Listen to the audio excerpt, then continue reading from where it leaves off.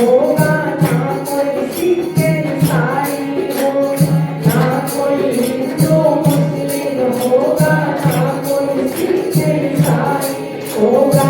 जाति पाति दूर होगी, केवल एक इंसान होगा। जाति पाति दूर होगी, केवल एक इंसान होगा। जाति पाति दूर होगी, केवल एक इंसान होगा। सद्गुरु जी का ज्ञान होगा, वही सबका भगवान होगा। सद्गुरु जी का ज्ञान होगा, वही सबका होगा। सद्गुरु जी का ज्ञान होगा, वही सबका भगवान होगा। देख लेना कुछ दिन बाद खुले ढोल की बोल। देख लेना कुछ दिन बाद खुले ज्ञान की बोल। भारत की जनता आगे तो आगे हो। भारत की जनता आगे तो भरत फल होने वाला है भारत का भूगोल। भरत फल होने वाला है भारत की जनता आगे तो आगे हो। भारत की जनता आगे और संगठन करके अपने भारत में काम करिए। संगठन होकर अपने भारत में काम करिए। संगठन होकर अपने भारत में काम करिए। संगठन होकर अपने भारत में आम के आम और टुकड़ियों के दाम करिए। आम के आम और टुकड़ियों के ये सत्संग में जाकर संतों का ज्ञान सुनिए। सत्संग में जाकर संतों का ये गुरुजनों का ध्यान रखो आप करिए। रखो आप करिए। गुरुजनों का ध्यान रखो आप करिए। देखो भाई बजा बजा कर चलते हो। देखो कर चलते हो। भारत की जनता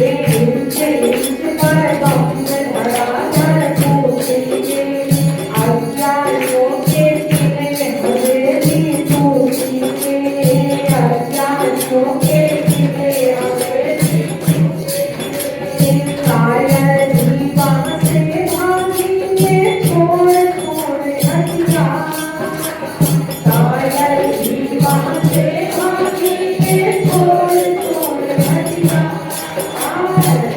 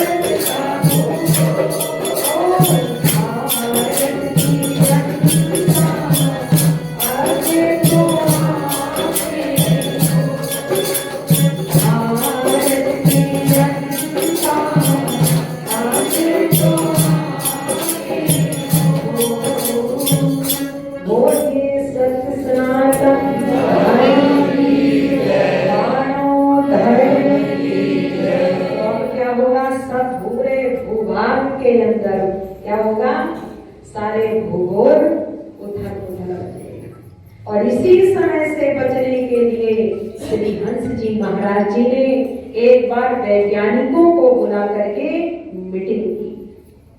तो उन्होंने कहा कि श्री हंस जी महाराज जी ने उन वैज्ञानिकों से पूछा कि भाई तुम क्या बना रहे हो? कहा कि हम इस संसार में विनाशकारी अणु बम तैयार कर रहे हैं। श्री हंस जी महाराज जी ने कहा उन बमों से क्या होगा कि उन बमों से हम जो है विनाश करेंगे, संहार करेंगे। श्री महाराज जी ने कहा तुम लोग जो है अणु बम बनाओगे, एटम बम बनाओगे, तो एटम बम से, एटम बम क्या है, अग्नि है, और एटम बम फटता है तो क्या निकलता है उसमें, आग निकलती है। और जो है आग लगी आकाश में, झरझर पड़े अंगार, और संत न होते जगत में तो जल मरता। श्री हंस जी महाराज जी ने कहा एटम बम से बचने के लिए अपने प्रेमियों को, समाज को मैं ज्ञान रूपी बम दूंगा, है ना। हंस नाम का क्रियात्मक बोध कराऊंगा, प्रैक्टिकल ज्ञान कराऊंगा, और जो भजन सुमरण करेगा वो प्रहलाद की तरह उसकी रक्षा होगी। प्रहलाद देखो प्रज्वलित चिता में भी बैठ करके होलिका बुआ तो जलकर मर गई और प्रहलाद का बाल बांका। वही ज्ञान आज भी श्री गुरु महाराज जी सबको जो है दे रहे हैं और कह रहे हैं खूब भजन करो, क्योंकि विनाशकारी समय से, अत्याचार पापाचार और जो है अनाचार से, पापाचार से हे मानव बचना चाहते हो तो केवल और केवल एक ही उपाय है, भजन सुमरण। एक महात्मा जी ऐसे सुना रहे थे प्रेमियों को सत्संग कि भाई हमेशा तैयार रहना चाहिए। तो अचानक जो है समय क्या आ गया, भूकंप आ गया। क्या आ गया, भूकंप आ गया। सब प्रेमी लोग अपने परिवार को, गाय भैंसों को बचाने के लिए, बीवी बच्चों को बचाने के लिए सब आश्रम से क्या हो गए, भाग गए। और महात्मा जी अपने आश्रम में ही क्या है, बैठे गए। उन्होंने प्रकाश की क्रिया नहीं करी, अनहदनाद की क्रिया नहीं करी, और खेचवे मुद्रा लगा करके महात्मा जी स्थिर होकर के बैठ गए कछुए की तरह।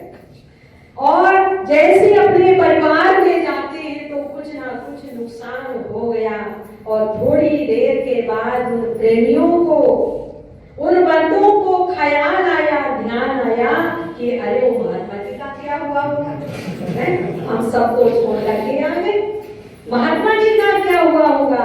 जैसे ही प्रेमी लोग आते हैं तो महात्मा जी आराम से ध्यान में बैठे।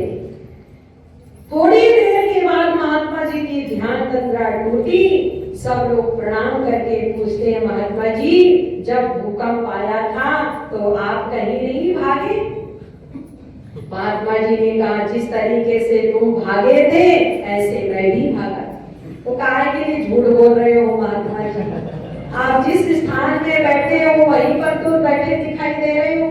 महात्मा जी ने कहा भाई मैं भी भागा था, विश्वास करो, पर भागने भागने में एक ही फर्क था। क्या फर्क था?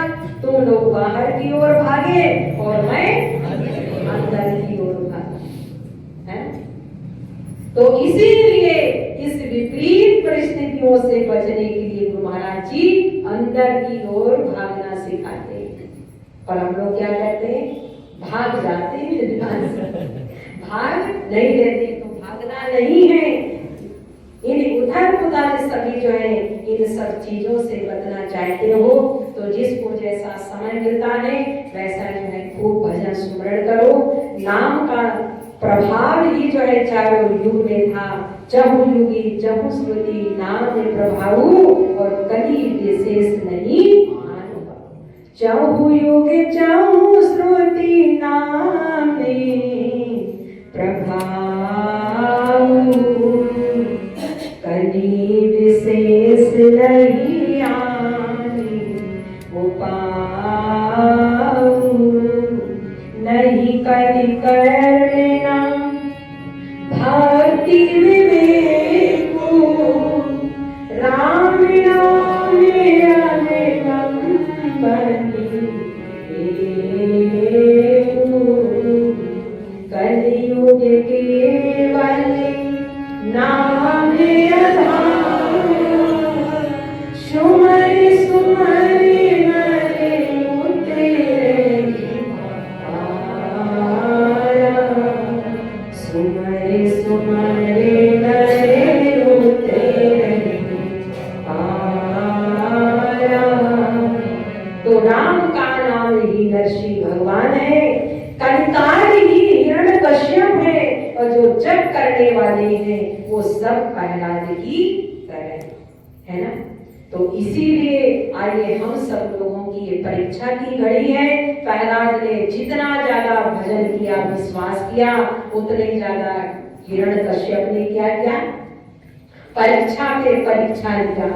और भगवान ने अब नाम जपने वाले भक्त को क्या किया, परीक्षा में पास कर दिया है ना। परीक्षा में पास होना है तो रेगुलर सत्संग में आइए, क्लास में आइए। और जो स्टूडेंट कभी कभार क्लास अटेंड करते हैं वो क्या होते हैं, फीस भी जमा कर रहे हैं, पढ़ाई भी कर रहे हैं और पास भी नहीं हो रहे हैं।